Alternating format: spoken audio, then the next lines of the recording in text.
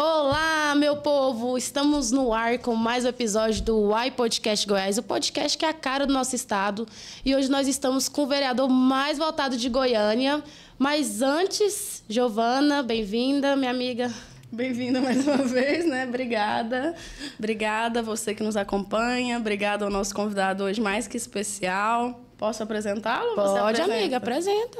Vitor Hugo, vereador por Goiânia, presidente da Comissão de Segurança Pública, líder do PL na Câmara. E hoje a gente tem uma série de assuntos para falar com ele. Bem-vindo. Muito obrigado, tá? Débora, Giovana, prazer estar aqui conversando com vocês, né? No Uai Podcast. Estou aqui pronto para ser metralhado por vocês. Não, jamais. Mó suspense sobre as perguntas. Não pode enviar, não pode... Tá bom. Não, que é isso. Pergunte o que jamais. quiser, que eu vou responder o que eu quiser. Vitor Hugo, você foi o mais votado vereador aqui em Goiânia. Conta um pouco da sua trajetória, assim, bem resumidamente, para a gente saber um pouco, para as pessoas, né, conhecerem mais sobre o seu trabalho. Bom, eu cheguei em Goiás tem 23 anos, já vou entregar a minha idade, mais ou menos. Eu vim para cá pelo Exército, né? O Exército me transferiu para cá. Eu sou nascido em Salvador, na Bahia, porque o meu pai era militar da Marinha, e meu pai e minha mãe do Rio, mas meu pai foi servir em Salvador. Então, eu e meu irmão nascemos lá, mas muito novos voltamos para o Rio, ou fomos para o Rio, né? No meu caso, e no meu irmão, mas o meu pai e minha mãe já eram do Rio. Então, eu fui criado no Rio, eu entrei no Exército por concurso, quando eu tinha 16 anos, eu fiz o concurso para a Escola Preparatória de Cadetes do Exército, que é a porta de entrada para a Academia Militar das Agulhas Negras, que é a escola de formação dos oficiais combatentes do Exército. E aí, com medo de não passar na prova, no concurso nacional, e em alguma medida deixar meus pais envergonhados, estudei tanto que acabei passando em primeiro lugar do Brasil, 12 mil candidatos. Nossa! Quando eu tinha 16 anos de idade. Estudioso. E aí, dei uma sorte, marquei tudo D. D de Deus. D de Deus, exatamente. E é engraçado, toda vez que eu faço essa brincadeira, alguém fala D de Deus. Aí pode ser mesmo, mas eu não chutei tudo D, não, eu estudei mesmo. E aí, mantive a classificação ao longo dos 5 anos, fui o primeiro colocado da minha turma na Academia Militar. Nossa. Servi na Amazônia, servi na África, fiz curso nos Estados Unidos. Aí, o Exército pegou as operações especiais, que era a área onde eu entrei no Exército para trabalhar, e trouxe para cá. E aí eu, nesse movimento, há um pouco mais de 20 anos, e foi quando eu travei contato com Goiás. Sim. Né? Aqui eu casei, meu filho é goianiense, separei também aqui. Mas são coisas da vida. Mas fiz faculdade de Direito aqui, fiz vestibular para a UFG, e aí fiz 4 anos aqui, o Exército me transferiu para o Rio de novo, e aí eu terminei na Federal do Rio, né, o curso de Direito, que foi minha segunda graduação. Bom, já estava satisfeito já da minha vida de militar, saltava de paraquedas, fiz missão no exterior, como eu falei, né? Eu fiz estágio e cursos e operações, treinamentos na Amazônia. Nossa. Então, eu estava muito feliz. Comandei o destacamento contra o terrorismo do Exército, uma unidade muito especial que fica aqui em Goiânia. E aí decidi fazer um concurso. Um concurso para a Câmara dos Deputados, que só tem de 10 em 10 anos, 12 em 12, e abre uma vaga no país. Então, ou eu passava em primeiro lugar ou eu não ia. E, de novo, Deus colocou a mão em mim lá e eu passei em primeiro lugar e fui trabalhar na Câmara. E foi quando eu conheci o então deputado Jair Bolsonaro. A gente ficou amigo, eu pedi apoio para ele depois que eu decidi que queria entrar para a carreira política. Ele me apoiou e eu me candidatei a deputado federal e fui eleito deputado no mesmo ano em que ele foi eleito presidente. E aí, por causa da amizade pregressa, da confiança no meu trabalho, eu articulei para ser o líder do governo, o representante do presidente da República na Câmara, né, para representar o presidente, os ministros, para articular pautas para serem aprovadas, para defender as pautas do governo perante os líderes, né, e perante a imprensa e no plenário da Câmara. E aí o Bolsonaro me escalou como líder, e eu fui líder do governo por 2 anos. Depois fui o líder do maior partido da Câmara, que era o PSL à época, com 54 deputados federais, também uma grande experiência em 1 ano. E por fim, fui candidato a governo, né, de Goiás, e por isso não me candidatei à reeleição de federal. Tive mais de 500 mil de votos, mas não fui eleito governador, né? E aí fiquei 2 anos fora da política, voltei para o meu concurso na Câmara e me candidatei a vereador. E Deus me abençoou, fui o mais votado de Goiânia, de Goiás e do Centro-Oeste. Né? O vereador mais votado do Centro-Oeste do Brasil. E estou à disposição de novo aí para os novos desafios e embates. Espero voltar para a Câmara Federal ano que vem. Parabéns, tudo primeiro lugar, hein, amiga? E agora vai vir como deputado? Deputado federal, Deus quiser. Primeiro lugar? Bom, acredita? Tomara, né? Se eu marcar tudo dentro de Deus de novo, vai que dá certo. Vitor Hugo, a gente percebeu que é uma longa trajetória, né? Muitas experiências, mas o que você está achando dessa experiência agora na Câmara? Quais que foram os principais projetos que você apresentou? Bom, eu estou gostando porque são perspectivas de toda experiência que você faz diferente, ela te traz novas perspectivas, novas visões e aprendizados. Quando eu cheguei na Câmara Federal, já como líder do governo, sem nunca ter sido nem síndico de prédio, nem representante de classe, tipo assim, eu nunca tinha participado de eleição, nunca tinha sido político, eu fui exposto muito rapidamente para questões muito sensíveis da política. E uma fala do líder do governo pode, sei lá, causar problemas na relação dos poderes, pode, de repente, passar um sinal errado para um segmento econômico importante do país e com isso causar uma turbulência econômica, não sei. E eu fui submetido a essa pressão já de cara e não tive chance de, por exemplo, de errar de errar, por exemplo, numa fala, sem que isso se tornasse um problema do país. Porque eu já estava como líder do governo. E agora, na Câmara Municipal, eu estou tendo a oportunidade de, tipo assim, com uma pressão menor, né, mas com uma exposição muito grande, até por ter sido o primeiro né, mais votado, mas de ter um momento para eu poder, sei lá, às vezes treinar oratória, ir lá e fazer um discurso, que não vai ecoar no país inteiro. Então, eu posso modular melhor, entender melhor as nuances da política, articular também num nível menor. Pô, antes eu estava articulando com ministros de Estado, com líderes de grandes partidos, presidentes de partidos, às vezes, nacionais, né, com o próprio presidente da República.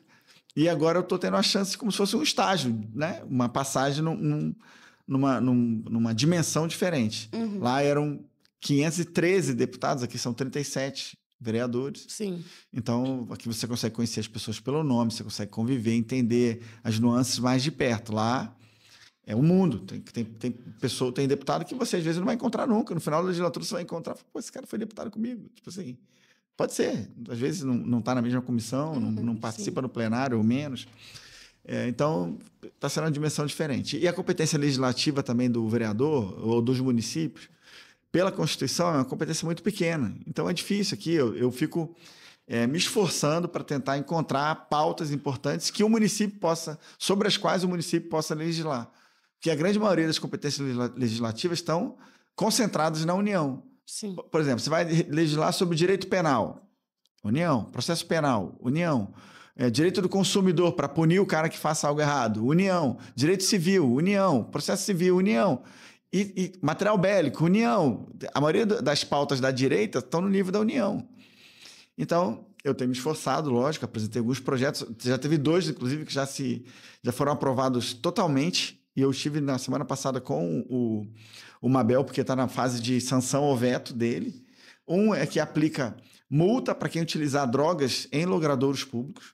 Então, o Supremo Tribunal Federal, ele aprovou, ele entende que o porte de maconha até 40 gramas não é crime. Isso.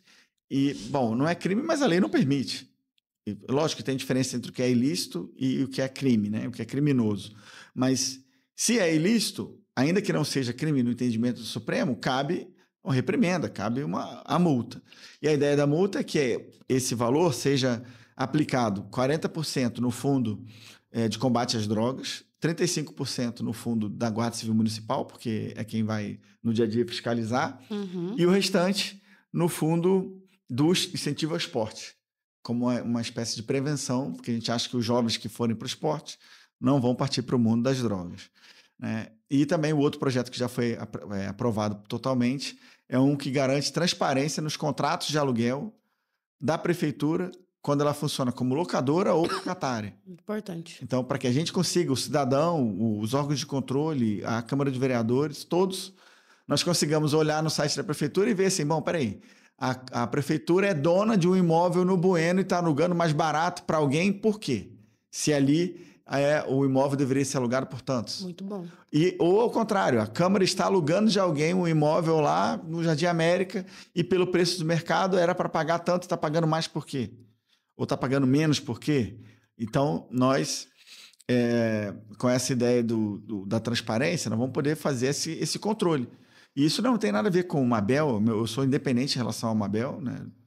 Eu não faço parte da base, mas também não sou da oposição, eu quero o melhor para Goiânia. Sim. Né? Então, mas esses são 2 projetos que nós apresentamos e que já estão em vias de virar lei, né? Bem próximo. Mas tem outros projetos, um que trata da política de inteligência municipal, nós temos o Sistema Brasileiro de Inteligência, a Constituição é omissa em relação à organização do sistema, de como os estados e os municípios vão lidar com essa questão. Então, eu apresentei um projeto para lidar. Um outro projeto de lei sobre operações de carga e descarga, para poder disciplinar um pouco melhor isso, coleta de lixo, de entulho, de resto de construções, né, de abastecimento de grandes supermercados, para que essa atividade não tenha influência sobre o trânsito. E tem vários outros projetos, mas eu acho que esses são os principais. Entendi. Aproveitando que você falou do Sandro Mabel, no seu ponto de vista, como que você vê a gestão dele nesses 9 meses? Como que você avalia? Positiva? Você avalia que Goiânia está avançando, está retrocedendo? Então, eu avalio como majoritariamente positivo. Acho que o saldo é positivo. Não é uma gestão, como nenhuma vai ser, perfeita. Tem oportunidades de aperfeiçoamento. Mas eu sinto no Mabel, com toda sinceridade, uma pessoa que quer o bem da cidade, que se dedica. Ele é alguém incansável. Você vai lá de manhã cedinho, ele está lá, ele sai tarde. Os próprios secretários comentam que eles não têm horário para ser acionados, para participar de reunião. 2 horas da manhã ele está no Bosque dos Buritis, caçando bandido. Então, ele tá se esforçando. A cidade, durante a gestão do prefeito anterior, do Rogério Cruz, a gente tinha a impressão que a cidade não tinha prefeito. Tipo assim, cadê o prefeito? Quem, né? Sei lá, dias, às vezes, sem aparecer, sem falar. E o Mabel não. Hoje a gente sabe que tem um prefeito com problemas ou não, com alguns problemas, mas eu acho que ele está se esforçando. A relação dele com a Câmara pode melhorar. Acho que essa troca da liderança do governo, acho que foi... Deu uma baqueada, né?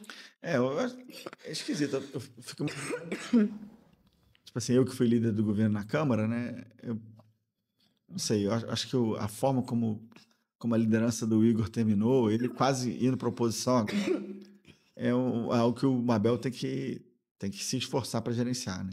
Para não impactar ainda mais as relações com os outros, com a sua própria base. Porque nós, do PL, não vamos nos tornar base, não pretendemos nos tornar base. Uhum. Então, assim, ele não precisa se preocupar com a gente nesse sentido. A gente vai votar naquilo que for bom para a cidade e naquilo que não impacte a nossa visão de mundo, a nossa visão liberal na economia de mundo e conservadora nos costumes. Se ele não apresentar nenhum projeto que impacte essas pautas frontalmente, os demais não vão apoiar. Essa questão do Igor com o prefeito, porque o Igor, né, estava ali, aí falou que Goiânia não tem a calamidade agora, né? Mas ele, como vereador, por que ele não falou antes, né? Eu comecei a entender, porque Goiânia não tem calamidade, o TCM, né, falou. Se ele sabia disso antes, por que ele não falou antes? Esperou ser oposição ao prefeito. Então, assim, isso é uma coisa que deixa a população meio chateada. Mas o importante é que agora ele falou que não tem calamidade. Realmente, ele mostrou, ele estava do lado do prefeito e viu que realmente não tem, né? Mas é isso. E se o senhor fosse prefeito, qual que seria a primeira medida hoje, assim, que você acha que é emergencial, que precisa ser tomada? Eu tenho uma grande preocupação. Tem várias ações, né, várias áreas da cidade que precisam ter, vamos dizer assim, uma atenção maior. Mas eu acho que a principal para mim é a saúde, porque impacta diretamente a vida das pessoas. Inclusive, foi por isso que eu lá atrás, antes mesmo de começar os trabalhos dessa legislatura, eu já estava colhendo assinaturas para tentar criar uma CEI da saúde, né? Porque havia, naquele momento, estava, né, secretário de saúde fugindo, né? Suspeita de desvio de emendas e de recursos em geral, maternidade não sem funcionar, fila nos hospitais, e uma série de outros problemas, falta de insumos, falta de pagamento para os prestadores de serviço, falta de pagamento para os fornecedores. Então, era uma situação caótica, completa, deu uma melhorada, mas ainda assim eu acho que a saúde, como tem a ver com a vida das pessoas e tal, sempre seria uma prioridade para mim. Vitor Hugo, aproveitando o gancho da saúde, eu queria saber sua opinião sobre essa questão de OS. É muito criticado, né, colocar a gestão de unidade de saúde para OS, Mas o que você acha? É necessário? A prefeitura não consegue tomar conta de tudo? Olha só, eu não quero demonizar um método que a lei permite, entendeu? Eu acho assim, a gestão por OS, sem ser a gestão direta, né? Essa gestão indireta, ela tem suas vantagens porque ela dá mais agilidade na aquisição de insumos, na contratação de serviços, né? No pagamento de fornecedores. Então, isso agiliza. Agora, desde que haja um acompanhamento com metas, com fiscalização, com regulação. Então, se o Goiânia, Goiás, o Brasil mesmo, né? Se nós decidirmos, né, cada um na sua esfera, a utilização de OS para gestão da saúde, da educação, de qualquer outra área, se houver capacidade real de fiscalização e de regulação para estabelecimento de metas, de parâmetros, né, e de indicadores, né, de avaliação, eu acho que é uma boa... E principalmente controle, para não ter desvio de dinheiro, de recurso. Né? Eu acho que pode ser um bom método, mas tem que estar em cima, essa é a verdade. Você falando do secretário, né, que fez o desvio ano passado, cadê? O que aconteceu? Cadê o Polara? Cadê o Henrique, que era o executivo? Cadê? O que aconteceu? Então. Porque tumultua, passa na imprensa e depois, cadê? O dinheiro foi para onde? Sabe quantas assinaturas faltaram? A gente tem nessa... Eu tenho esse requerimento ainda. Precisamos de 13, nós temos 11 assinaturas. E eu fui em cada vereador à época, tentando, né, conseguir e tal. E houve um movimento também da própria base de isolar, de não assinar, de impedir que fosse criado. No caso da Limpagim, acho que o requerimento foi apresentado no momento em que havia uma instabilidade na base por membros da própria base, tanto que depois, na sequência, o próprio Igor acabou deixando de ser líder, né, e eles conseguiram criar. Agora, né, a Câmara conseguiu criar, eu apoio toda iniciativa que for para fiscalizar, para aumentar a fiscalização, eu apoio. Que nem, por exemplo, agora estamos discutindo, estamos em plena discussão, né, do plano plurianual e da lei de diretrizes orçamentárias, né, que diz respeito ao orçamento de Goiânia. O plano plurianual, o PPA, é para os próximos 4 anos e a LDO já para condicionar o ano que vem, né? Sim. A elaboração da LOA. E eu fiz um estudo e apresentei para o relator algumas modificações, algumas sugestões na modificação do orçamento, porque eu acho que o parlamento, os parlamentos em geral, e a Câmara de Vereadores em particular, precisa aperfeiçoar os seus métodos, aprofundar na discussão. Eu estava falando do orçamento de Goiânia de 10 bilhões de reais. A Goiânia é a 10ª maior cidade do país, 1,5 milhão de habitantes. Então, tipo assim, não pode ser só o prefeito, e isso não é porque é uma Mabel, qualquer prefeito. Não pode ser só o prefeito vai lá, faz o seu planejamento com a sua equipe, manda para a Câmara e a Câmara, quando tiver tudo ajustado, aprova e acabou. Não tem discussão, não tem... Bom, vamos comparar aqui. Será que não está mandando muito dinheiro, por exemplo, para comunicação social? Ou vocês que são jornalistas aí. Nós não recebemos nada, inclusive. Pode pesquisar aí. E menos dinheiro para, por exemplo, segurança pública? Será que a saúde não pode ser mais privilegiada? Será que aquilo que eles estão prevendo para a saúde, será que é realmente a prioridade que nós que estamos na rua vendo? Sim. Porque os vereadores... Eu fui o mais votado de Goiânia. Eu rodei Goiânia muito. E os outros vereadores, cada um nos seus bairros também, nos seus setores. Então, tem uma visão também de Goiânia para dizer, cara, ó, eu não sei, mas às vezes nós temos que, sei lá, terminar a UPA lá do Guanabara, que está lá há 1000 anos e nunca termina. Temos que terminar a Casa da Mulher Brasileira, que inclusive eu consegui. Você sabia que esse recurso foi eu que consegui com a ministra Damares? Não. Eu tenho até a placa do Íris, que era o prefeito à época, 10,5 milhões de reais. Eu fui na Damares, na ministra, à época, e eu pedi para ela, algumas eu mandei emenda, esse dinheiro não era de emenda, era do Ministério, e eu pedi para que ela mandasse para cá, e ela mandou. Nossa. E aí o Íris me deu até uma placa, eu tenho um maior orgulho disso aqui, e uma preocupação, porque até hoje não ficou pronta, né? Lá no Goiânia 2. Por que não ficou pronta? Conversei com o Mabel, inclusive, essa semana passada. Agora já estou voando aqui. Semana, segunda-feira. Ele também não sabia que tinha sido eu que tinha conseguido esse recurso. Nossa. Aí eu falei com ele, ele, cara, teve um problema com a empresa que meio que abandonou a obra e ele agora tá né, forçando aqui que retome e tal. Então, assim, essa é uma pauta importante, trabalho nosso. Agora, por exemplo, será que nós não temos que discutir Você vai precisar de um reforço para que essa obra termine? Será que ela é suficiente, uma só casa da mulher brasileira, para uma cidade que tem 1,5 milhão de habitantes? Será que não tem que fazer outras? Nossa, importantíssimo. Então, assim, se a gente não se debruçar sobre isso, não quer dizer que a equipe do prefeito está errado, não é isso. Mas tudo que for processo legislativo, a palavra final sempre é do parlamento. Aí vai falar assim, não, mas o prefeito pode vetar. Aí nós podemos derrubar o veto. O orçamento começa com ele, não tem como um vereador apresentar um projeto de lei orçamentária, mas uma vez iniciado por ele, a palavra final é nossa de novo, porque se ele vetar, a gente derruba o veto. E quando for a alteração da lei orgânica, nem para sanção ao veto vai. Então, agora, eu sinto, às vezes, que a Câmara de Vereadores não entende o poder que ela tem. Aí, um exemplo. Ontem, eu estou falando demais, não? Não, fala à vontade. Aqui é para bate-papo. Então, ontem eu fui lá na aprovação, na apreciação da urgência da anistia na Câmara dos Deputados. O projeto de lei principal é o meu projeto, que eu apresentei em 24 de novembro de 22. Lógico que não tinha ainda acontecido o 8 de janeiro, nem tinha como prever que iria acontecer, mas já estavam havendo barricadas, né, vamos dizer, bloqueio de estradas por caminhoneiros e estavam sendo aplicadas multas de R$100 mil contra eles, né? E também várias críticas na imprensa em relação às pessoas que estavam em frente aos quartéis. Então, eu imaginei que aquelas pessoas pudessem vir a ser criminalizadas e apresentei o projeto. Depois, outros apresentaram, o meu ficou sendo o principal. E aí, ontem foi desapensado e votada um dos outros projetos, o do Crivella, que estava anexado ao meu projeto, né? Foi desapensado e a urgência para esse projeto foi aprovada. Eu acho que foi uma manobra política correta, inteligente, por quê? O meu projeto, por eu ter sido líder do governo, se alguém do Bolsonaro, se alguém do PL próximo ao presidente, poderia dar a impressão que era uma vitória do PL, que era uma vitória quando a gente quer fazer com que a pauta seja uma pauta nacional. Seja a vitória do Brasil, a pacificação, né? Então, pegou um projeto de um deputado de mais de centro e foram conseguidos 311 votos. Mas aí, por que eu estou falando disso? Além de trazer para o lado da anistia, que talvez seja uma pergunta de vocês, não sei, tem a seguinte questão. O regimento da nossa Câmara de Vereadores, por exemplo, não existe o Instituto da Urgência. Então, vamos supor, alguém apresenta um projeto de lei que seja urgentíssimo, para resolver um problema para amanhã.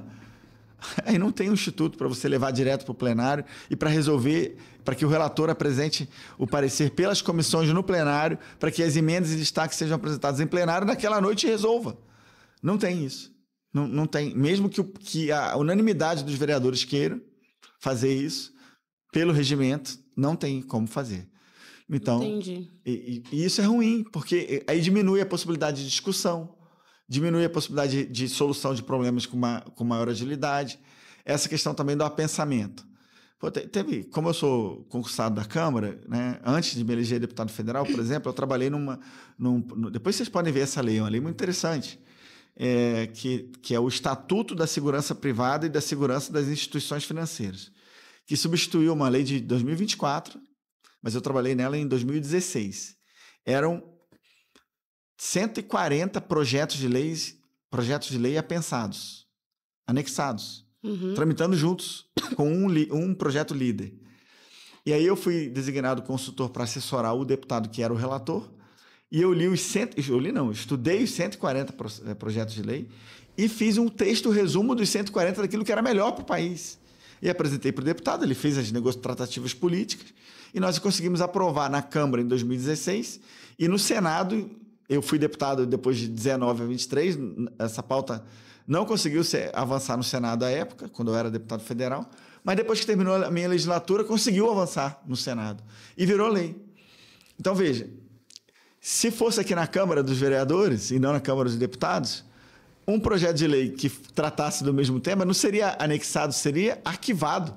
Porque aqui não pode um projeto de lei tratar do mesmo tema que o outro anterior. Sim, e você falou sobre isso hoje. Eu falei sobre isso na Câmara. Sim, eu vi. Então, assim, nós temos que permitir o apensamento para que mais ideias sejam... E alguém, como no meu caso era eu, o técnico, e o deputado era o político, tomando outra dimensão, alguém leia e pegue as melhores ideias e submeta ao colegiado de parlamentares para aprovar. Se não houvesse esse instituto do apensamento, desses 140 projetos, quantos teriam sido arquivados porque, sei lá, conflitavam entre si de alguma maneira? O que é normal no parlamento, o conflito.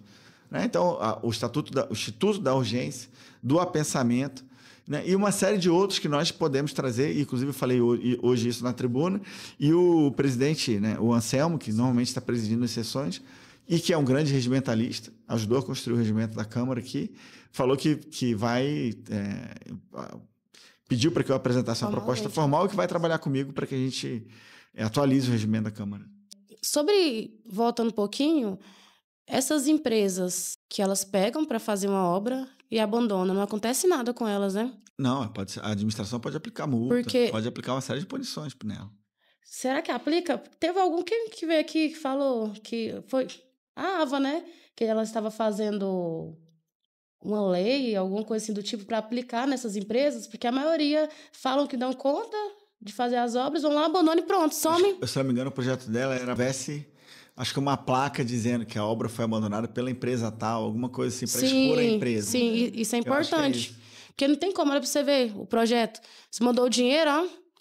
Para que pelo menos eles não pudessem pegar novas obras. Pois isso não pode existir. Tem que ser assim, gente. Mas essa é a atuação também da administração pública, né? Sim. Se o prefeito... E o Mabel, acho que tem essa pegada. Ele acho que não aceita essas... Inclusive, às vezes ele é até duro demais, às vezes com o cidadão, por exemplo. Você vai ver o negócio da frente lá da distribuidora de bebidas. Gente, ele pegou o cara no braço. Não, ele pegou o cara no braço. Depois o senhorzinho estava trabalhando na distribuidora, ele falou do lixo no chão. Não é... Gente, tem que falar educado, gente. Não tem que ser grosso. Essa foi uma postura ruim. É o que eu digo. Eu sou franco, honesto, assim, nesse sentido. Eu quero o bem da cidade e torço pelo bem do governo dele. Mas tem atitudes que foram ruins. Outra atitude ruim foi ele, por exemplo, lá na Câmara. E ele estava tomando a atitude certa. Acho que ele só não soube se expressar. Tinha um cais lá, na verdade, o cais não, o CIMEI, né? Uma creche, que estava num lugar... Ela tinha 5 andares e as crianças... Foi em Campinas, Orlando de Moraes. E as crianças estavam fazendo refeição lá em cima, no quinto andar, crianças novinhas. E isso expunha as crianças a cair de lá, tal, subir escada. E aí ele estava mudando dali porque estava ruim, as instalações estavam ruins e estava expondo as crianças. Aí ele chegou lá, uma mãe que estava lá reclamando sobre isso, e reclamando com razão, porque ela não queria ir para um lugar mais longe, porque morava perto. E faltou a habilidade nele de explicar isso com calma, de falar assim, eu entendo a necessidade da senhora, que é a necessidade de toda a família, de querer que a criança fique próximo da sua família, da sua residência e tal. Mas só que naquele caso, o problema lá é que está colocando em risco o seu filho, a sua filha. Sim. E eu tenho filho, eu não quero que se fosse o meu, eu fico imaginando se fosse o meu filho. Então nós vamos nos esforçar para alugar um imóvel, para comprar um imóvel, adquirir, não sei, para construir algo que seja próximo também de vocês, mas com mais segurança. Pronto, teria sido uma resposta. Sim. Quem que vai olhar e vai falar assim, não, eu prefiro que o meu filho fique em segurança, só para estar perto de casa? Ninguém vai querer isso. Mas ele falou o negócio do lado do ninho de rato. Não vai ficar aqui nesse ninho de rato. Como que o prefeito fala isso? Ficou ruim. Mas meu Deus do céu. Acho que se ele modular um pouquinho só o discurso dele, e eu torço para que ele faça isso, porque eu sinto que ele tem um bom coração ali, ele estava protegendo realmente as crianças, ele não teria passado essa imagem de antipatia, né, em relação às pessoas. Media training, né? O media training, olha aí. Eu particularmente gosto do trabalho do Mabel, porque ele não precisa de puxação de saco de político, que ele já é rico. Vamos deixar claro que ele já é rico. É o mais rico. Ele é o mais rico. Do país, ele é empresário, ele não precisa de puxação de saco de ninguém. Obviamente que ele precisou de muitos para estar onde está, né? Da base, né? De esquerda, enfim. Mas eu gosto do trabalho dele porque ele é bem... Não preciso, vou fazer isso, pronto. Agora, assim, o jeito dele falar realmente eu não gosto. Porque, assim... Tem que ter um pouquinho mais de educação. É só questão mesmo de media training mesmo, igual a Giovana falou. Às vezes o tempo também vai... E esses conflitos com a Câmara, tudo vai forjando, vai moldando a pessoa, né? Daqui a pouco ele... ajusta, clica o discurso dele mais. É a sua forma de falar. O senhor tem um posicionamento mais tranquilo, né? A gente vê ali que a Câmara todo dia tem um embate. Hoje o vereador falou que o outro não sabe ler lá. E o senhor mantém uma postura mais calma, de evitar conflitos, né? Isso sempre aconteceu? Sempre foi da sua natureza? Eu queria saber. Não, eu acho, de um lado, eu acho que é da minha natureza, tentar evitar o conflito, o problema. De outro, também, quando eu tomei posse na Câmara, né, dos Deputados e o presidente me escalou para ser o líder do governo, ele me chamou lá no canto, lá, num dia, logo depois que ele publicou eu fui eleito em outubro de 18, comecei a articular, e em 14 de janeiro de 19 ele publicou no Diário Oficial do Twitter dele.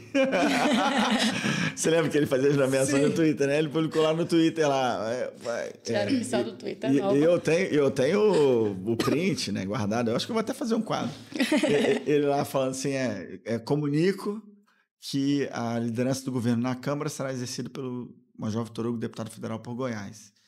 E aí, quando ele publicou aquilo, minha vida mudou, né, cara? Eu lembro eu tava lá em Brasília, eu falei, cara, eu vou comer, fui comer uma comida japonesa lá, eu falei, cara, eu vou comer agora para dar uma respirada, porque eu sei que a minha vida vai mudar por completo, né? Mas aí ele foi lá, me chamou no canto, lá na presidência, e falou assim, Vitor Hugo, deixa eu te falar uma coisa. Você não vai ser o cara do estardalhaço da rede social, o cara que vai lá e vai brigar com a esquerda, não sei o que, não. Você vai ser o cara da articulação. Nós precisamos de voto para as nossas pautas. E mais, você não vai ter os instrumentos que os demais líderes de governo e outros governos tiveram, que são cargos e emendas. Você não vai ter um ministério para oferecer para um partido tal, você não vai ter, sei lá, a ponte para resolver o problema do município do cara, porque ele não queria fazer isso. Queria mudar aquela ideia do tomar lá da cá e tal. Então, você, mais do que ninguém, você vai ter que ser um cara da diplomacia, da conversa, da aproximação, inclusive com as pessoas de centro-esquerda, talvez até alguns de esquerda, que podem vir a votar conosco em determinadas pautas. Então, tipo assim, o Bolsonaro falando isso para mim, né? Tipo, o que mais brigou com todo mundo da esquerda e tal. E eu falei, cara, não é à toa que ele é presidente da República, que ele sabe o que ele está falando, né? O líder do governo, em especial o dele, tinha que ser um cara da articulação, não podia ser o cara do barulho. Aí eu fui lá. Então, assim, como foi um conselho político dado num momento também muito crucial da minha entrada na política formal, acabou me marcando muito na minha atuação legislativa e política subsequente. Então, eu acho que eu devo, em parte, a ele essa orientação e talvez também a uma questão pessoal. Assim, é lógico que eu sou contrário a todas as pautas da esquerda, né? A visão de mundo deles é muito diferente do como eu penso, mas isso não faz com que eu vá brigar com o cara toda hora, que eu vá, sei lá, me tornar inimigo pessoal do cara a ponto de sair no tapa com ele na rua, entendeu? Eu vou discordar, vou ser veemente, vou votar contra, e se houver um respeito mútuo. Sim, por exemplo, semana passada eu estava lá na Câmara, foi engraçado. Tinha um grupo lá de professores e servidores da educação, não só professores, temporários, né? Sim. E a gente estava discutindo uma pauta lá que eu seria a favor, como líder, inclusive, e autorizado pela minha bancada, de que os 4 do PL nós votaríamos, né, a favor, como votamos. E aí... só que eles estavam lá, eu vi. Tudo lá ocupado, né? Ali a galeria, né? Toda ocupada. E era um dia que eu achava que tinha que fazer uma manifestação, de fazer uma defesa do presidente Bolsonaro e tal, porque tinha sido logo, acho que na sequência do julgamento ou alguma coisa assim. E aí fui fazer a defesa, aliás, e comecei dizendo, porque estava todo mundo lá, não tinha como ignorar que eles estavam lá. Aí comecei falando que eu apoiava a pauta deles, e aí fui aplaudido. Que nós vamos apoiar a pauta de vocês e tal, todo mundo aplaudiu e tal. Eu falei, bom, mas além disso, eu quero dizer também, comecei a fazer defesa do presidente Bolsonaro. E aí fui vaiado. E aí, até 2 vereadores pediram a palavra lá e falaram assim, mas vocês são incoerentes, vocês querem o voto de 4 vereadores do PL, e vocês estão vaiando a principal pauta deles, que é a defesa da anistia, a defesa do Bolsonaro e tudo mais, vocês vão acabar perdendo os votos deles. Aí um outro também pediu a palavra, falou a mesma coisa. Aí eu fui com serenidade, continuei falando, uma hora vaiado, outra não. Acho que tinha uns 3 ou 4 lá que eram bolsonaristas, apoiaram também, ou que eram pelo menos mais moderados, aplaudiram. E aí no final eu falei assim, bom, a despeito de nós discordarmos nessas questões nacionais e de vocês terem me vaiado aqui, e eu vou dizer, talvez alguém de esquerda adotasse outra postura, iria votar contra vocês só porque vocês vaiaram e tal. Diferente disso, eu quero dizer que mesmo que vocês pensem diferente de mim, como é uma democracia, e como eu sou um cara correto, ainda assim eu vou votar a favor de vocês. E aí eles aplaudiram de novo. É uma montanha-russa. É uma montanha-russa de sentimentos, né? Mas, em alguma medida, também demonstra a capacidade de tolerância da minha parte também. Se eu fosse aloprar, xingar os outros só porque estavam me vaiando, eu não vou fazer isso. Por que, assim, o pessoal vê tão distante, assim, a direita é longe da educação, então, com certeza, o Major Vitor Hugo vai votar contra. Não, e você surpreendeu. Mas isso, Débora, é uma questão que a gente tem que ir desmistificando de vez em quando. Um pouquinho. E não é só da educação, são dos temas sociais em geral. Sim. Tipo assim, houve uma apropriação, na minha visão, eu não sei qual é o posicionamento de vocês, nem sei se vocês querem se posicionar como, né, jornalistas e tal, mas eu acho que houve uma apropriação de muitas das pautas sociais por parte da esquerda. Sim. Como se fosse pauta dele. Por exemplo, igualdade racial é uma pauta da esquerda? Na minha opinião, não. Na minha opinião, a igualdade racial é uma pauta humana, uma pauta constitucional. Eu sou de direita e eu sou a favor da igualdade racial. Igualdade entre homem e mulher. Igualdade de direitos, de deveres. Isso, para mim, não é a pauta da esquerda, isso é uma pauta humana, é uma pauta da direita também. Agora, a gente pode ter visões diferentes sobre como implementar isso, como fazer isso acontecer. Então, mas só que quando você fala hoje sobre... Eu não sou a favor do racismo. Obviamente que não, não é possível também, né? Não, mas sei lá, poderia ser um racismo ao contrário, né? Eu poderia, sei lá, tá muito branquinho você. Ou você tá mais moreno que eu, um clique. Né? Poderia ser, talvez. Mas, logicamente, não sou. Eu sou de direita e não tenho problema nenhum de condenar quem seja racista. Né? Mas eu acho que houve essa apropriação. Mas só que ao longo da minha carreira e também no meu contato com o próprio Bolsonaro, uma curiosidade, bom, já que está falando sobre isso... Pode falar. Por exemplo, vou contar mais casos aqui. Pode falar. Quando eu estava lá na Câmara dos Deputados como servidor, né, no começo, lá, eu tomei posse em 2015, eu conheci o Bolsonaro e tal, e aí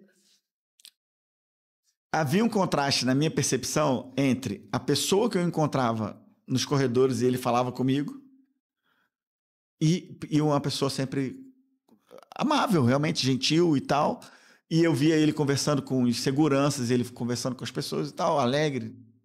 E a pessoa que estava lá na tribuna, ele na tribuna, brigando com a esquerda e gritando e tal, eu falava, pô, cara... Não tá batendo. Eu gosto dele como pessoa, às vezes eu vejo um discurso dele e eu não sei se ele tá com a pegada correta.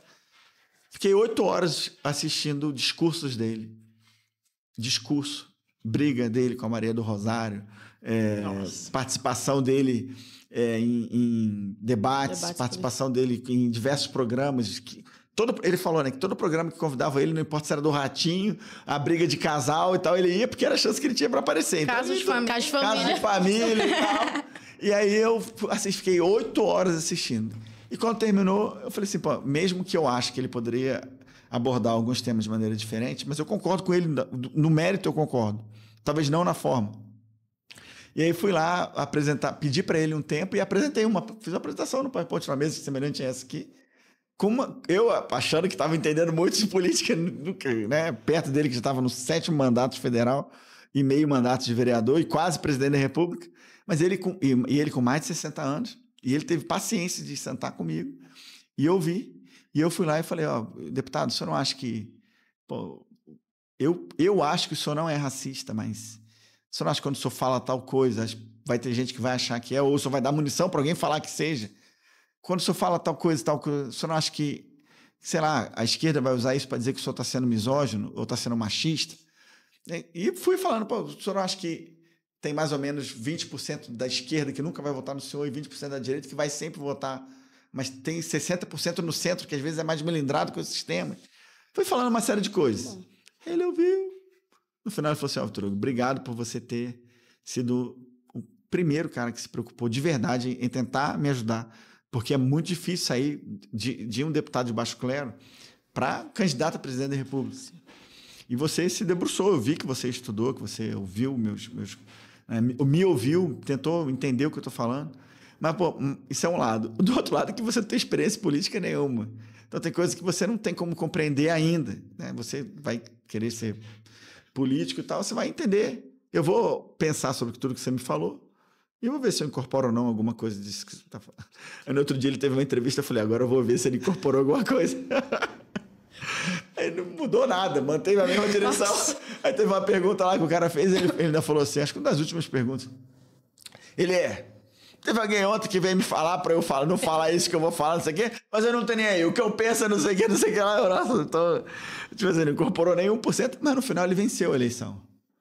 Então eu acho que... Você foi sincero também. Eu fui sincero em mostrar, lógico que eu não falei essas críticas publicamente, mas eu fui sincero, né, em mostrar para ele, e ele também foi sincero e gentil nesse sentido de falar, de mostrar, né? Sim, vocês já discordaram, assim, já aproveitando, de alguma coisa, falou, não concordo, quando você já estava mais na política? Então, eu acho que eu já discordei dele de coisa, mas eu não fazia publicamente porque eu era da base dele, eu era o líder do governo dele. Eu achava que seria incoerente da minha parte. Você não é um Igor Franco da vida. É, isso que eu ia falar. Eu não ia, eu achava incoerente eu chegar, por ter aceito a liderança do governo e ter tido a exposição nacional que eu tive, por ter sido líder, o presidente me ouvia, me recebia. Então eu ponderava, quando eu pensava diferente dele, eu ponderava com ele. Sim. Como, por exemplo, aconteceu com o auxílio emergencial de R$600. Sim. Eu não sei se vocês sabem, mas quem propôs esse valor para ele fui eu. Sim. Você já ouviu essa história? Já ouviu essa história? Não? Eu já. Também? Então fui eu que propus para ele. Eu achava que era um valor pequeno, fui lá propor, né, depois de muitos... E ele foi lá e topou. E a gente achou que ia ajudar 22 milhões de brasileiros, no final foram quase 70 milhões de brasileiros. Né? Então, assim, era uma discordância minha do que ele estava fazendo até aquele momento, né, orientado pelo Paulo Guedes, que estava falando 200, 300 reais. E no final ele topou. Mas agora imagina se eu tivesse feito essa crítica publicamente antes de conversar com ele. Tudo é conversa, né? Sim. Ia desorganizar, né? As coisas. Exatamente, o Vitor Hugo é mais centrado, né? E eu queria falar um pouquinho também, antes da gente finalizar, sobre política local. As eleições estão aí ano que vem, né? Mas os partidos já estão articulando a todo vapor. Uhum. E hoje o cenário que a gente tem estadual é Daniel Vilela, né? Uhum. Vai tentar dar sequência aí no governo Caiado. O Caiado já falou que vai sair antes, para ele já assumir. O Marconi também aí tá fazendo as articulações dele, né? Fazendo as visitas. O senhor falou que pretende disputar um mandato na Câmara, né? Então, provavelmente vai estar articulando aqui também a nível estadual. Eu quero saber a sua opinião sobre esse cenário, como que ele tem se moldado, como que você acha que vai ser o resultado. Eu sabia que a pancada vinha no final. Especulação. O Wilder, eu acho que ele vai vir pelo PL, né? Pelas reuniões lá no PL 60+. Uhum. Eu estava lá... Eles anunciaram o Wilder, não sei se vai continuar. Ou existiria a possibilidade de uma aliança aí do Wilder Moraes com a base do Caiado? Giovana, essa pergunta acho que é a pergunta que todo mundo quer saber. E eu também quero saber, porque a gente não tem essa resposta. Essa é a verdade. Né? Se o Wilder for candidato pelo PL, ou quem for o candidato do PL, vai ter o meu apoio. Se o Bolsonaro apoiar ele, se o Valdemar apoiar, se ele quiser, como ele tem demonstrado ou tem falado que quer, né, a despeito até de algumas críticas que a própria imprensa tem feito, ou alguns prefeitos têm feito, ou políticos do PL, achando que ele deveria estar mais pronunciado já, se colocando como pré-candidato, discutindo os temas estaduais, né, com mais profundidade, mas acho que cada um tem sua estratégia, né? Então ele deve estar sendo orientado também por maqueteiros, não sei. Acho que se ele realmente quiser ser candidato, vai ter uma hora que ele vai se apresentar com mais evidência, né?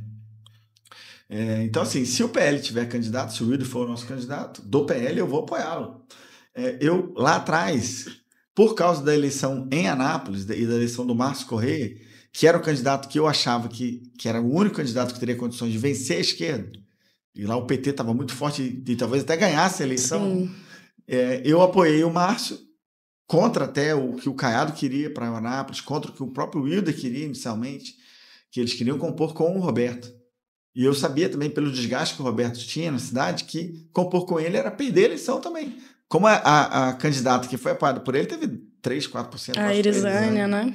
Então, assim, essa eleição de Anápolis fez uma aproximação minha com o Daniel, porque o Márcio era do MDB e o Daniel tinha a opção de não liberar o Márcio de sair do MDB, e como ele era suplente de deputado federal, ele não ia abrir mão da suplência, e de repente perder a eleição e perder, né, não ter possibilidade de assumir o cargo, né, ainda que temporariamente na Câmara.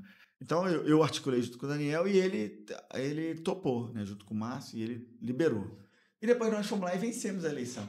Aliás, foi a maior prefeitura que o PL venceu. Perdeu em Goiânia, perdeu em Aparecida e ganhou em Anápolis. Perdeu em Rio Verde e por aí vai. Então, assim, essa aproximação minha com o Daniel fez eu conhecê-lo mais. Eu não conhecia de perto. Fez eu até admirar ele, porque ele foi grande nessa imagina, deixar o Márcio ir para o PL, partido que poderia ser, ou pode vir a ser o adversário dele na sequência, né? Mas, lógico, eu sou partidário, independente dessa aproximação que aconteceu. Se o PL tiver candidato, eu vou apoiar o candidato do PL. Agora, eu vou voltar um pouquinho, porque eu quero saber se o senhor concorda 100% com a PEC da blindagem. Olha só, nós temos que entender as motivações dela e a origem dela. Qual que é a grande motivação para a direita apoiar essa PEC? Que uns chamam da blindagem, outros chamam PEC das prerrogativas. Por quê? Hoje existe um problema muito sério de parlamentares da direita, em especial, que são punidos ou entram no radar do Supremo por falas, por manifestações. Não é por corrupção, não é por desvio de dinheiro de emenda, não, simplesmente por expressar sua opinião. E isso tem... ontem, por exemplo, eu fiquei abismado, né? Eu já tinha visto isso quando teve aquele vazamento lá daqueles não sei quantos terabytes acho que foi anunciado, acho que pelo aquele jornalista norte-americano, e agora foi reforçado pelo Tagliaferro ontem, que eu era um dos deputados monitorados, ao lado da Bia Kicis, do Eduardo Bolsonaro, monitorados por aquele órgão lá de combate à desinformação lá no TSE, durante as eleições de 2022. Uhum. Quer dizer, esse tipo de atitude, esse tipo de monitoramento em parlamentares acaba ferindo uma das grandes garantias da democracia, que é a independência dos poderes. Será que o legislativo hoje é independente, mesmo em face do judiciário? Se uma fala na tribuna, o Marcel Varrado está sendo investigado por uma fala na tribuna, e a jurisprudência do Supremo secular era de que falas de deputados e senadores nas dependências do Congresso Nacional eram totalmente imunes por força da Constituição, que no artigo 53 já diz que os parlamentares são invioláveis por opiniões, palavras e votos, invioláveis civil e penalmente. E a Constituição também já diz que o parlamentar só pode ser preso em flagrante de crime inafensável. Não é essa PEC que está trazendo isso. A Constituição, o texto atual já fala isso. Só que vem sendo desrespeitado. Quando o Daniel Silveira foi preso, ele não estava em flagrante. O crime da fala dele não era inafiançável. E não era nem crime, porque se o que ele fala é inviolável, se o que ele fala é inviolável civil e penalmente, o que ele falou não era crime. E ainda assim ele foi preso. Então, eu vejo, o texto não é perfeito, mas era o melhor texto que se tinha naquele momento para poder garantir ou aumentar a força do parlamento diante de um poder que hoje tem uma hipertrofia. Hoje um cidadão comum tem medo de escrever no grupo de WhatsApp porque teve empresários que deram um joinha e que receberam busca e apreensão. Porque se você fala no grupo de WhatsApp hoje, alguém printa e isso vira uma concordância com uma tese de suposto golpe de Estado. Então as pessoas têm medo de escrever em grupo de WhatsApp, têm medo de falar, ter medo de dar entrevista. A direita está muito acuada nesse sentido. Então, eu acho que a direita embarcou, pode ser que haja outros interesses, mas a direita embarcou por causa do fortalecimento do mandato parlamentar. Alguma pontuação sobre a PEC, amiga? Não, eu acho que é isso que ele falou. Tem muita gente que concorda, muita gente que discorda, né? Os nossos representantes goianos, a maioria votou a favor, só 3 votaram contra, né? Eu acho que é um assunto muito complexo para a gente discutir em pouco tempo, né? Tem que se debruçar mais.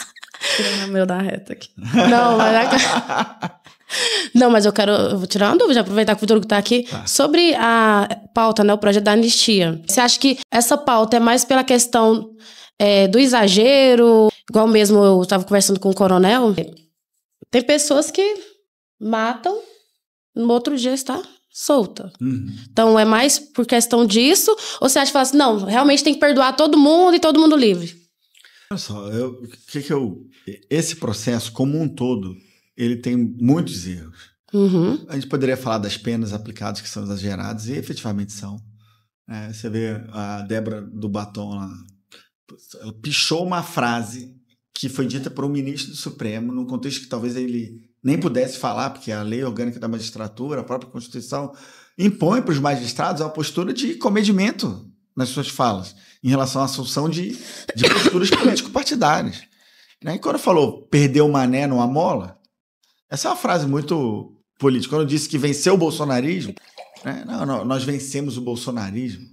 Quer dizer, são frases muito, muito ruins, muito enviesadas politicamente. E aí, essa moça que pichou isso lá, com batom, ela recebeu uma pena de 14 anos. Você caracterizar uma tentativa de golpe de Estado, porque num domingo, esvaziado, a Praça dos Três Poderes esvaziada, sem nenhuma autoridade, sem um líder, sem apoio externo, né, de potência estrangeira, sem apoio na imprensa, sem apoio político, sem um apoio militar. Tipo assim, é o que no direito a gente chama do crime impossível. Não tem como aquela turba, não tinha como abolir o Estado Democrático de Direito naquele ato. A democracia é uma coisa muito mais ampla, ainda que derrubasse todos os prédios. Não ia acabar com a democracia no Brasil, porque a democracia não está nos prédios. A democracia está nas pessoas, está no nosso consciente, no inconsciente até coletivo. Nós queremos a democracia. Então, essa tese toda, para mim, é muito, muito ruim, muito... E por que eu apresentei a anistia e qual que é o meu posicionamento hoje? Né? Eu acho de verdade que a anistia, desde que ela seja ampla, geral e irrestrita, ela, no sentido de ser o mais amplo possível, né? Ela vai conseguir trazer pacificação para o país. Então, porque é o que eu estou dizendo, o voto para mim mais emblemático e mais correto é o voto do ministro Luiz Fux, no caso da Débora. Por quê? Porque ele aplicou para ela, ele tirou o crime de tentativa de golpe de Estado, falando que com aquele batom ela não queria dar golpe de Estado, cara. Ela tirou o crime de tentativa de abolição do Estado Democrático de Direito, ele tirou. Tirou o crime de associação criminosa armada. Ela estava armada com o quê? O batom era a arma dela. E só manteve o crime de dano ao patrimônio público tombado, que foi o que ela fez. E mesmo assim, mitigado, né? Porque ela era batom, ela não foi lá e destruiu a imagem lá, a estátua da Justiça. Ela foi lá, escreveu. Aí o que ele fez? Ele aplicou para ela uma multa, acho que, se não me engano, acho que era poucos dias de multa, e o valor do dia a multa era, acho que 1/30 do salário mínimo, ou seja, R$50, e eu acho que era 30 dias multas, aí no final ela ia pagar uns R$1.500. E para ressarcir o pano e a água e o trabalho do trabalhador que foi lá limpar o dano que ela causou, que era pichar. E a condenação por esse crime, que se não me engano foi o dano, era, eu acho que 1 ano e meio, ela já tinha ficado presa 2 anos. E na verdade, quem é condenado no Brasil a 1 ano e meio, acaba pagando a cesta básica, serviço à comunidade, sim. Não vai nunca ser preso de verdade, provavelmente não vai, né?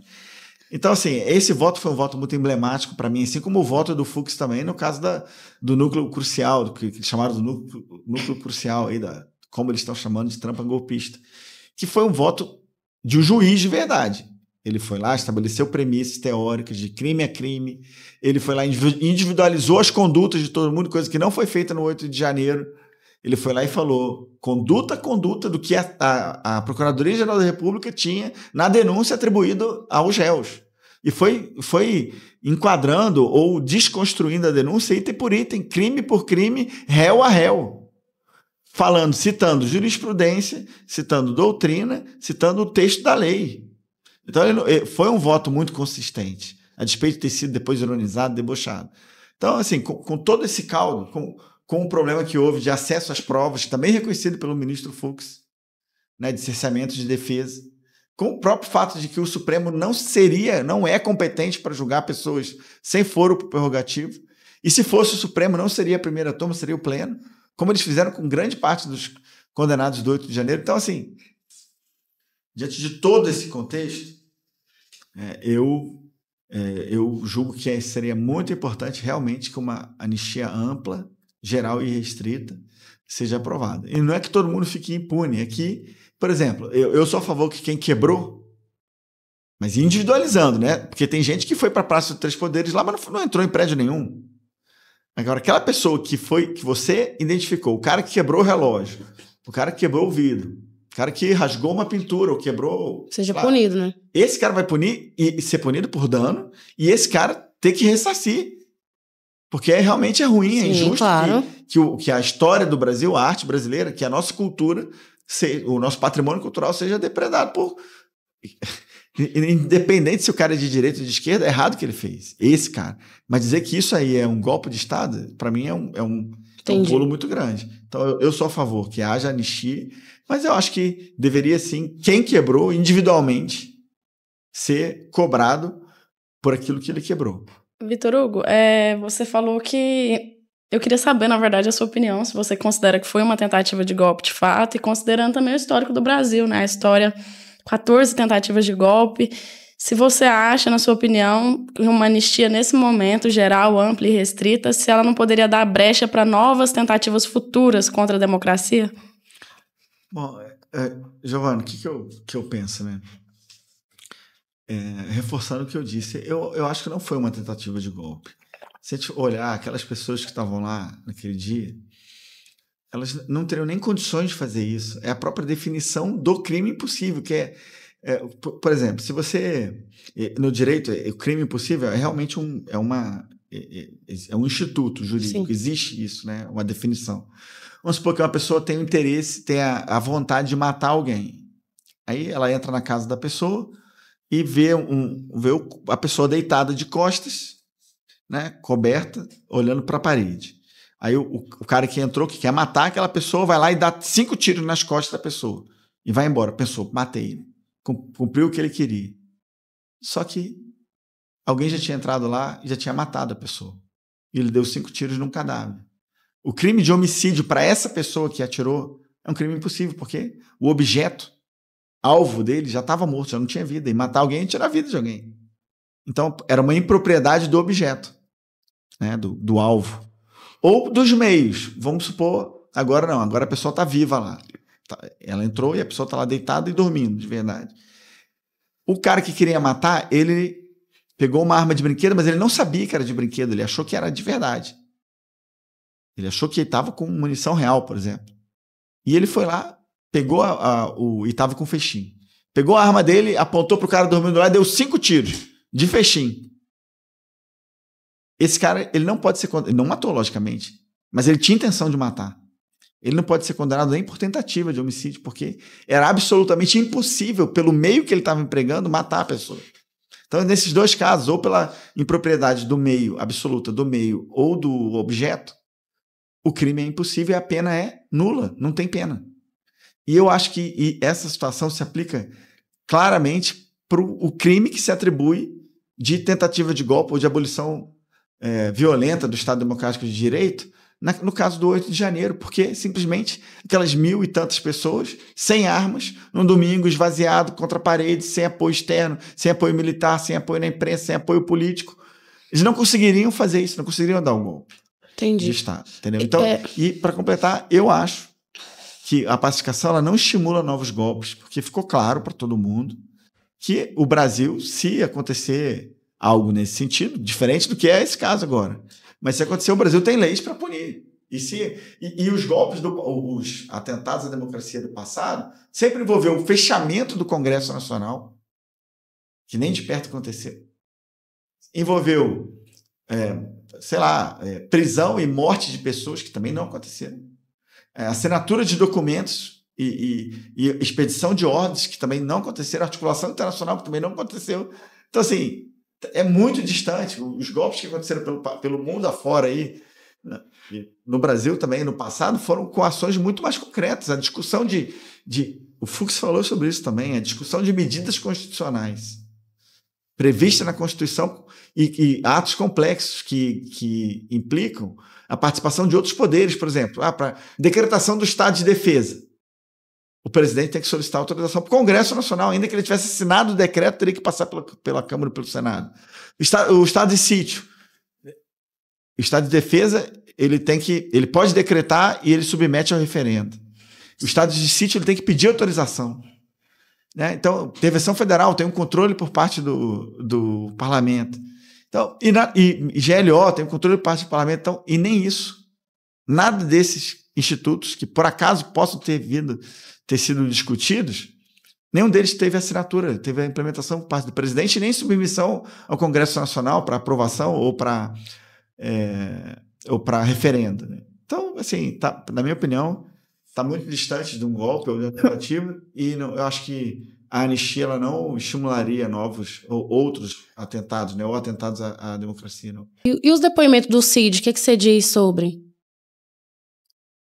Então, eu acho que a delação dele, como foram levantadas várias dúvidas ao longo do momento, ela foi uma das características da delação para que ela seja válida, é a voluntariedade, né? O que a lei lá das organizações criminosas fala. Então, assim, tem que ser espontâneo e voluntário. Vamos ser francos e honestos. Será que naquela condição que ele estava, da maneira como foi tratado e pressionado, será que existe o aspecto da voluntariedade? Porque até o próprio acordo que ele fez, que ele propôs, que depois veio a ser homologado e até aplicado, levava em consideração que a esposa, a filha mais velha e maior, e o pai dele ficassem de fora. Né? Por que ele se preocupou em colocar isso? Será que o contrário? Será que a pressão para colocá-los dentro também não o motivou a fazer? Então, ele pegou 2 anos semi-aberto, né? 2 anos semi-aberto. Sim. Pronto, amiga. Uai, tem mais alguma? Tem um monte de coisa, né? Mas eu acho que o horário do vereador já esgotou. Pois é. Como que tá a agenda hoje, vereador? Correria? Correria. Tem mais alguma coisa que o senhor gostaria de falar, acrescentar aqui? Pode falar o que quiser. Deixar algum... perguntou que você perguntou, que você quer falar, deixar algum recado. A gente vai fazer uma sessão solene em homenagem aos vigilantes, os profissionais da segurança privada. Olha nas redes sociais aí, é um povo que a gente tem que valorizar muito, né? Eu conversei com vocês sobre o novo estatuto, né, da segurança privada, que eu trabalhei como consultor. Sim. Né? E quando eu era deputado federal, eu apresentei projetos importantes para ajudá-los, né, na questão do porte de arma, porque ele só tem porte de arma durante o trabalho. Né? Agora imagina, o cara fica lá 12 horas com a arma, porque ele está no trabalho, e aí às vezes um bandido olhando, vigiando ele, quando ele sai, ele está desarmado. Então, assim, não faz sentido. E também o calibre que eles são obrigados a usar. Essa lei foi revogada, mas quando eu apresentei o projeto, tinha uma lei que obrigava eles a usar só revólver 32 ou 38. Imagina, tá o bandido com metralhadora .50 na rua e tá o vigilante com uma garruchazinha de 32 ou 38.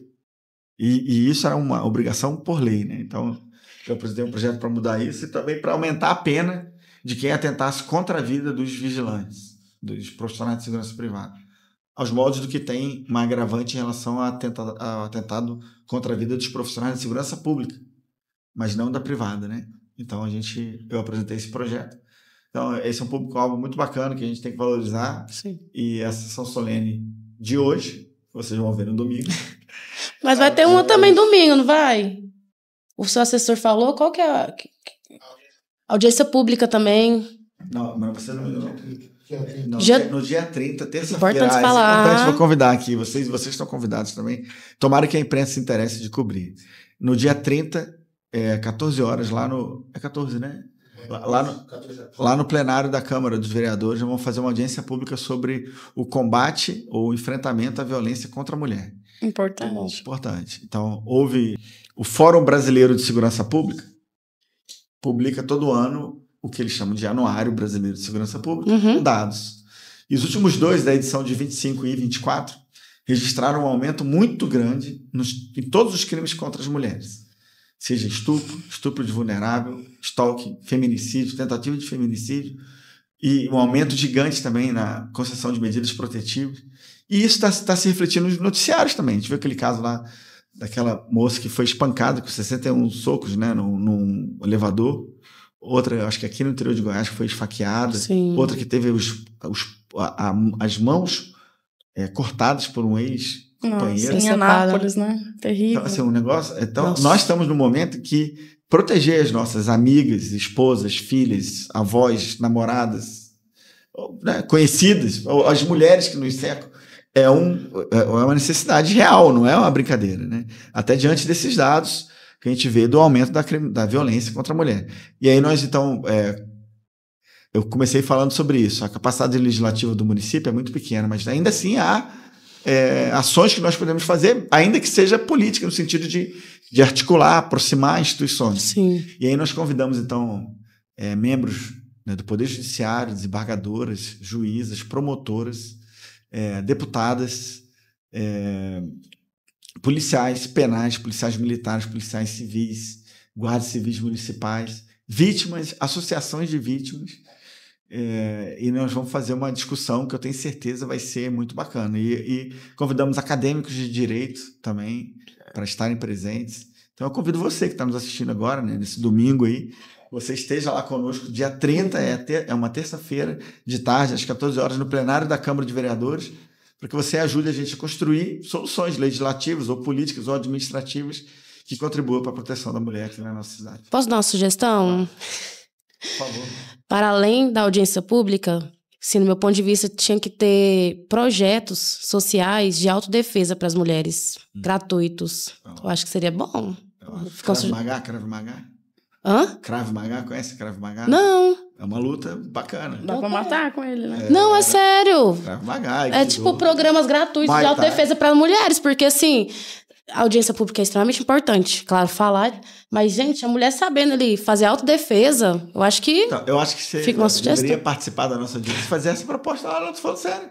Pede a palavra lá e fala, porque eu tenho feito várias audiências públicas. Eu fiz uma, por exemplo, com as pensionistas dos bombeiros. Sim, eu estava lá. E Polícia Militar, você estava lá, exatamente. Eu fiz uma com as mães ou membros de famílias que possuem pessoas com transtorno do espectro autista. E aí, diante do que nós ouvimos das pessoas, fizemos outras também, diante daquilo que nós ouvimos, nós construímos uma série de requerimentos e pedidos para o prefeito e informações para outras instituições. Sim. E até projetos de lei, às vezes. Por exemplo, as mães falaram de crianças autistas que têm dificuldade no transporte para os equipamentos de saúde e também da educação. Aí eu fui agora no orçamento, no PPA e na LOA, ou na LDO, e estou estudando medidas de tirar recursos de locais que estão com muito dinheiro, com pouca efetividade, para criar uma política pública voltada para ajudar as mães que têm crianças com espectro autista poder chegar até a escola ou até um posto de saúde.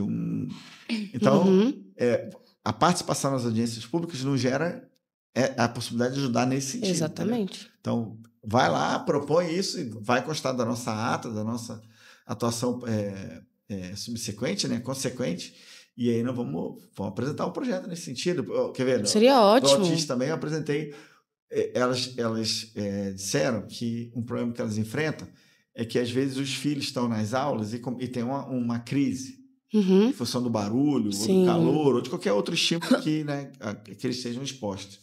E aí, às vezes, não tem um lugar para eles voltarem à calma. Não tem uma salinha, algo montado para isso, uma sala de apoio. Às vezes não tem nem profissional de apoio também, né? É verdade.